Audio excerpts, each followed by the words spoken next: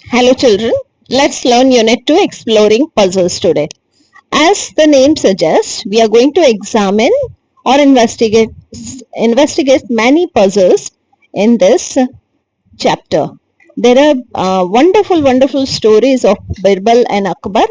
You must have heard the name of Mughal Emperor Akbar and Birbal. Birbal was one of the 9 jewels in his court, and the stories of his wisdom are famous in India, and we love the stories of Akbar and Birbal. So let's start without wasting much time. See, activity 1, you have to read the story to yourself, and if there are any new words, then you can write them down and learn the meanings as we read. I'll keep on explaining, and I'll also give you the understanding of certain words which are new for you. Let's start reading. Emperor Akbar was a great and wise ruler, and he had fine advisers in his court. But the wisest of these was Birbal. Whenever the emperor thought of a difficult problem or puzzle, he turned to Birbal. One pleasant evening in March, Akbar was strolling in his courtyard. He had just completed a successful military campaign in the east and he wanted a little amusement. Okay, so what is happening here? Akbar, he was a very wise ruler, he was a king, he had some fine advisors in his court, and he used to talk to them every now and then. If he has any problem, he would tell them the problem, and they used to suggest him ideas to solve the problem. Now one evening what happens that Akbar was strolling in his court. Strolling means he was moving around in a relaxing way, right? He was taking a leisure walk where just for relaxing himself, and he had just completed a military campaign, so he must have gone to fight in the east, and then he came back. So he was just looking for something new or something that to entertain himself. So here suddenly he turned to his courtiers and said, "Tell me, what should be the punishment for someone who dared to tweak your emperor's moustache?" And so he's asking his courtiers that somebody had tweaked his mustaches, and who would do that? What should be the punishment for that person? The courtiers were shocked at the thought. Only the most foul criminal would dare to touch the king. Shahbaz Khan spoke up. "My lord, this villain should be mercilessly flogged to death." Now, the courtiers were really shocked, and they started thinking that who must be this person, who dared to touch the king's mustaches, and Shahbaz Khan was one of them. He said that, "My lord, this person should be flogged." Now, meaning of flog means to hit someone with a hunter or a stick. He should be hit with the hunter till he dies, right? So he should be mercilessly flogged and then beheaded in full public view, Your Honor, said Mullah do Piazza. Now there was another courtier, his name was Mullah do Piazza, and he said that this person should be beheaded. His head should be cut from his body, and it should happen in front of everybody.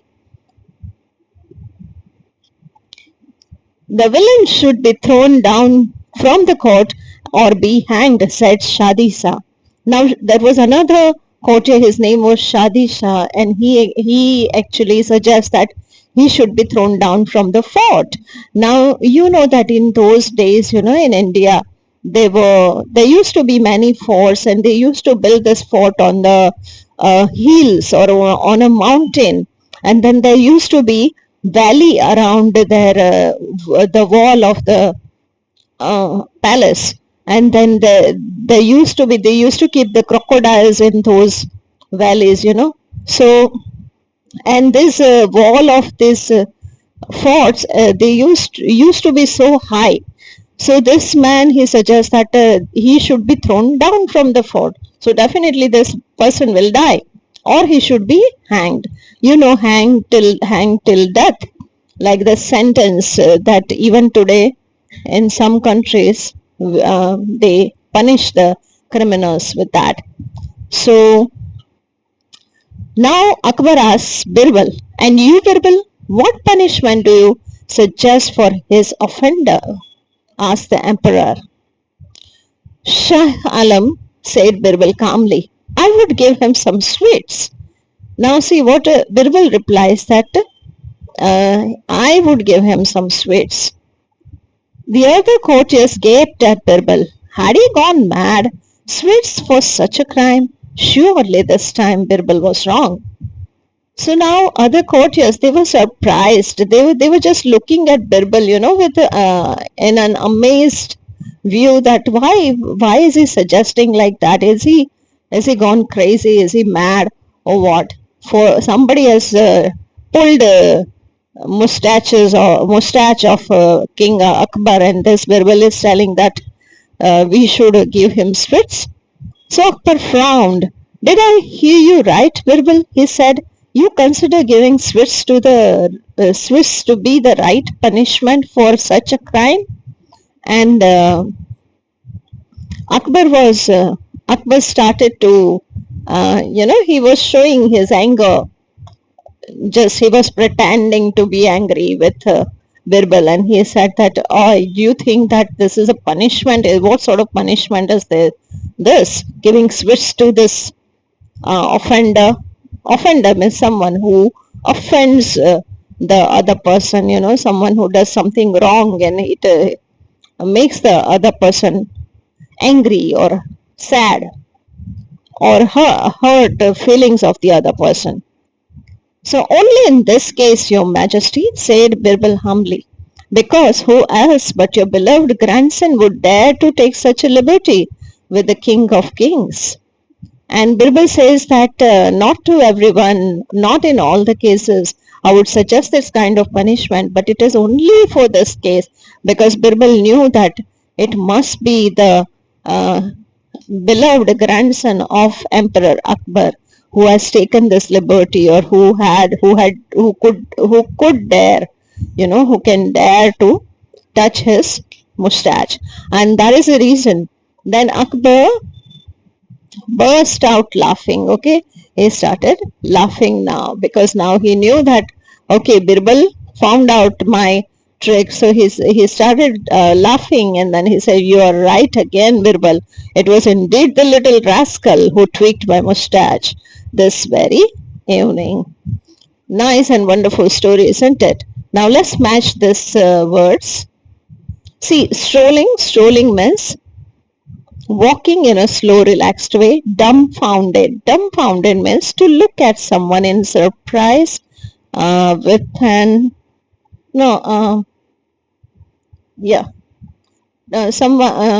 to look at someone in surprise with an open mouth. To gaze means extremely surprised. And insolence means to get rid of.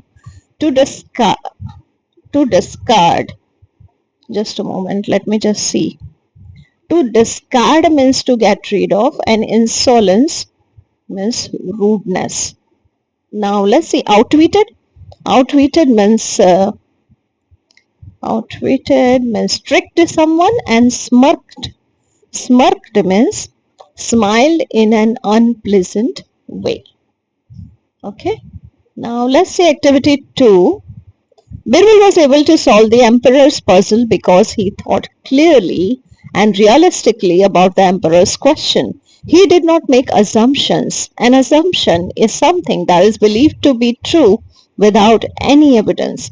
Sometimes making an assumption is correct. For example, if your relative falls asleep very early in the evening, you might assume that he is tired, or you might be right. But assumptions can be wrong, and they can lead us to think incorrectly about the problems. Okay? See, many times we assume certain things, and we are many a times, you look at the clouds in the sky, and then you say that, oh, it will rain today, and it rains.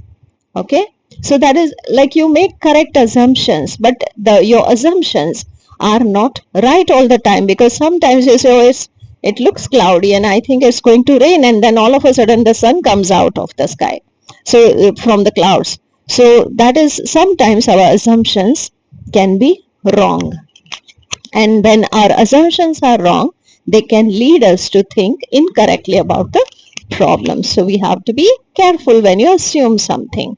The courtiers heard the emperor's question. Tell me, what should be the punishment for someone who dared to tweak your emperor's mustache? What did the courtiers assume? Okay, now see, when somebody, when Emperor Akbar, when Badshah, he asked this people, what the people assume. So courtiers thought that, oh, there must be some villain who has done this. Okay, and then which line in the story help you to know what the courtiers were thinking? So the courtiers were thinking, somebody was thinking that he should be flogged to death, somebody was thinking that he should be beheaded in full public view, and the other person was thinking he should be thrown down from the fort or be hanged. So people were thinking different things. Now let's read this. It is an old joke written here, but actually it is a riddle, and you have to find out that how is that possible. A dad and his son were riding their bikes and crashed. 2 ambulances came and took them to different hospitals. The man's son was in the operating room, and the doctor said, I can't operate on you. You are my son. How is that possible? So here it is written that a dad and his son, they were riding their bikes and crashed. Now, it is not written that they both were sitting on one bike. Actually, it is written that they both were on different bikes. Then 2 ambulances came and took them to different hospitals. The man's son was operating in the operating room, and the doctor said, I can't operate on you, you are my son. So how is that possible? So there could be many possibilities. You can assume that it is quite possible that the dad is not injured at all and the son was injured, and then there could be other thing that he may have some other son, that you can think of many ways that for this riddle, that he said, the doctor said to this patient that you are my son, so I cannot operate on you. Okay, let's see one more puzzle. This is very important in this chapter. Activity 4, adapted from the Canterbury Puzzles and Other Curious Problems by Henry Ernest Dudney, and copyright 1907.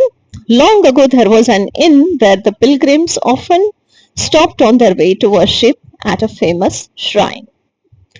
So many years back, there was an inn, and there was a place, where the pilgrims, where the people who go to visit the holy places, they will stop on their way to worship at a famous temple or a famous place, where this deity was there.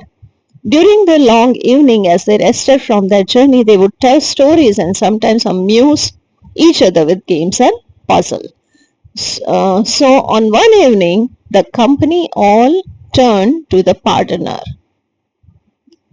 Now see, so during those days, that nowadays we have TV and we have laptops and mobile phones, and we have many things to entertain ourselves. We have many toys and video games and lots of things, with which we can use to entertain ourselves, or we use them for amusement. But in those days, there were no telephones, no internet, no video games, no TVs, nothing. And that was the time, where people used to get together and they used to talk, they used to tell stories, they used to play some games, and they used to ask puzzles. So this was during that time. So here the pardoner's puzzle has been given. The gentle pardoner who had just arrived very tired all the way from Rome back to be excused. But the company would not spare him. Friends and fellow pilgrims, said he, truly the puzzle I have made is a poor thing, but it's the best that I have been able to create. Blame my lack of knowledge of such matters if you don't like it. But his invention was very well received. He produced the accompanying plan and said that it symbolized 64 towns through which he had to pass. Now see, so partner, actually he did not want to tell them any puzzle, or he didn't want to ask them any riddle. But these people, they were after him and they wanted him to say something. They wanted him to tell them a puzzle or a riddle. So he they wanted him to amuse them. So this is the reason then he made this puzzle and he told them. So this 64 squares, there are 64 squares. These are 8 square here vertically and 8 squares horizontally given. And altogether 8 8s are 64 squares given to you. So he's saying that these are 64 squares are 64 towns. And you have to start from here, from the black one, and you have to go through this in 15 straight lines, and you don't have to go to the same place 2 times. So you just have to pass. See, here it is written. He said the lines connecting the towns presented roads. He explained that to solve the puzzle, one has to start from the large black town here and visit all the other towns one and once only. In 15 straight pilgrimages, he said the puzzle was to trace the route in 15 straight lines with your pencil. He said you may end where you like, but not a little road at the bottom has been omitted intentionally. So he's telling that you have to go into straight lines. You don't have to stop anywhere. Let me try this. See, you have to start from here. So you can go from here. This is 1, and then you go here. This is 2. This is 3, 4, 5, 6, 7, 8, 9, 10, 11, 12, 13, 14, and 15. You will stop here. Okay. So this is how you will solve this puzzle. So that is a wonderful, wonderful puzzle. You can try solving that on your own. Let's see, there is one more wonderful story has been given to you, and this is really good one. It has a moral given here in the end. Let's read this. So this is activity number 5. Let's read the story.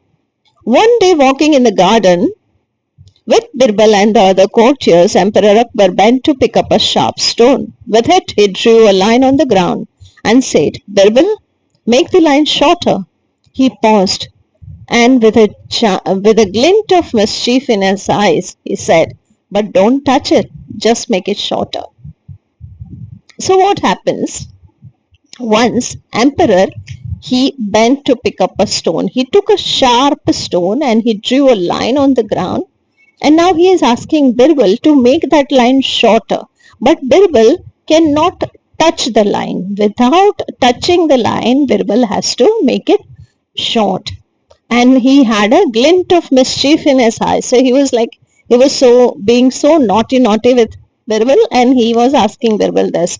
The courtiers looked at each other. Birbal surely couldn't do this. Could he? Perhaps he would finally be outwitted. So now the courtiers started thinking, this is so difficult, Birbal cannot answer this. Birbal won't be able to think about this because this is really difficult. But Birbal calmly bent down to pick up another stone. He quietly drew a second line below Akbar's.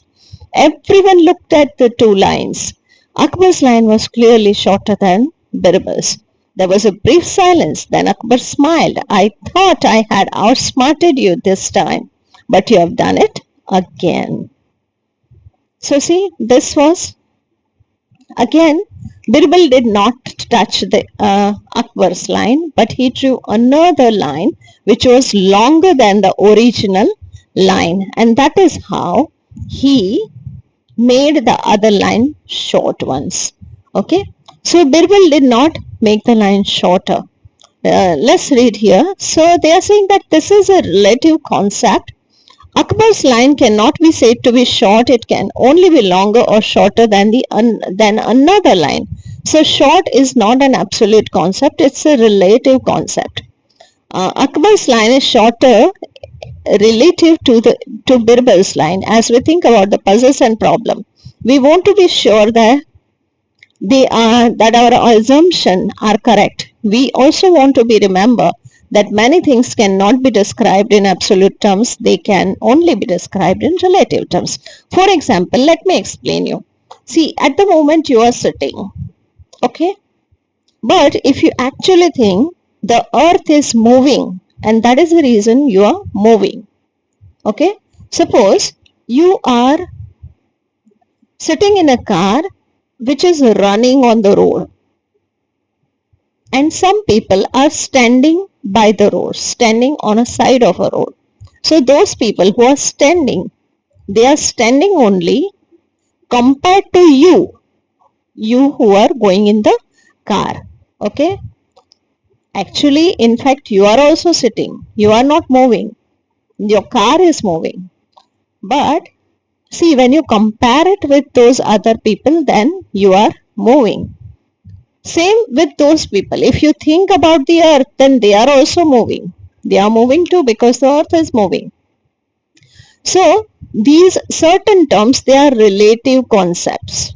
Okay, you compare three children in height, those whose heights are different. So one is shorter than the other. Suppose the middle one, somebody's height is 3 feet and someone's height is 4 feet, and then other one's height is 5 feet. Then the one whose height is 4 feet, he is shorter than the one who is 5 feet tall, but he is taller than the one who is 3 feet tall. Okay, so it is a relative concept. A rich man may think that dosa is very cheap, but a poor man will think a dosa is very costly. So cost is a relative concept, right? Okay. During winter, you may feel that the weather is very cold, but the weather is probably very warm relative to the weather at the South Pole. Okay. Now let's see here. We have to just identify that which concept is absolute and which one is relative. So let's see. See, tall is relative, rich, just a moment, relative because you compare, okay, rich is relative, you compare again. Free is an absolute one. Dead is also absolute one, right? You can't compare that or compared to this one. This alive person, he is dead. No, dead is an absolute concept. Educated is also absolute concept. And beautiful, again beautiful is a relative concept. So now let us see activity number 7. Again there is a puzzle, and it says that if a camel rider has gone 3 days ago and he left on Tuesday and came back on Tuesday, how is that possible? So yes, that is absolutely possible because the camel's name is Tuesday. Okay, so that's the reason it is given like this. So yeah, sometimes you feel that this is a stupid kind of puzzle, but no, it's just a joke. Okay, so you need to think about it, right? So this is a good one actually. Now this is not this you can do on your own, okay? Partner with a partner or a group. Let me see, there is one more puzzle. It's a puzzle by Alan Alberg. My friend is not my friend anymore. She has secrets from me and goes about with Tracy Hackett. I would get her back, only do not want to say so. So I pretend to have secrets from her and I go about with Alice Banks. But what bothers me is maybe she is pretending. How would I like me back and would like me back, only does not want to say so. In which case maybe it bothers her that I am pretending, but if we are both pretending, then really we are friends and do not know it. On the other hand, how can we be friends and have secrets from each other and go about with other people? My friend is not my friend anymore unless she is pretending. I cannot think what to do. It is a puzzle. So see, this is a wonderful, wonderful poem and it's a puzzle. Okay, because it happens with all the 7th standard children many times, and especially it happens among girls. It happens among girls a lot that one of the friend she becomes a friend with other girl, and then the friend feels very bad that how come she is my friend, how come she starts speaking with other girl, and how come she stays with the other girl, and how come she is not talking to me the way she used to talk before. And then she also becomes friends with another girl, and then she still worries about her friend, that maybe she is pretending, maybe she is trying to make me feel jealous, and maybe she wants me back, but she is pretending, So, and then she thinks that no, she might be having true feelings. She might not want to be friends with me, or she may want to be friends with me. So again, this whole thing is a puzzle which a girl or a boy, they feel. Okay, and you have to write the dialogues. What do you do if you meet, you and your friend and Tracy Hackett and Alice Banks all get together? What would be the dialogue? Activity 9, and this is the last activity in this chapter, but not the least. The reason because it is very, very interesting. 5 things we still don't know. You may think that teachers, scientists, and doctors must know everything important that there is to know. But this is not true. The job of many teachers, scientists, and doctors is to do research, to learn more and more about the world. There are still many puzzles left to solve, and we need people to work on some of these questions. Some puzzles are very important to solve, like how can we make enough clean water for all the people in the world to have healthy lifestyle. Some things may not be quite important. Some things are just puzzling. Okay. So, they say that there are so many important things we need to know, and we do not know so many things, right?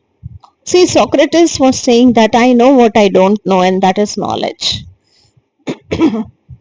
So, what we know, that we already know, but we should be knowing that what we don't know, and that is actually knowledge. So, here there is a list of things given to you that we do not know till now, and we are expecting that you people, when you grow up, you can find out something about all these things, right? So we should be knowing what we don't know, so we can go out and we can find out those things. Let's read the first point. Doctors and scientists are constantly working to solve medical problems so that people can live longer, healthier lives, but some mysteries aren't about deadly diseases. We still don't know why humans blush.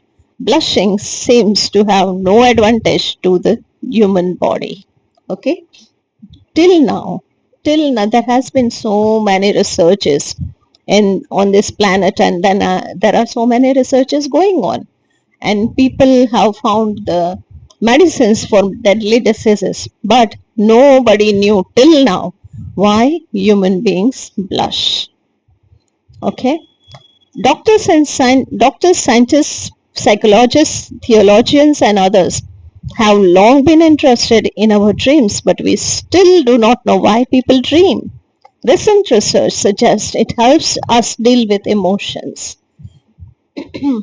We still do not know why do we dream.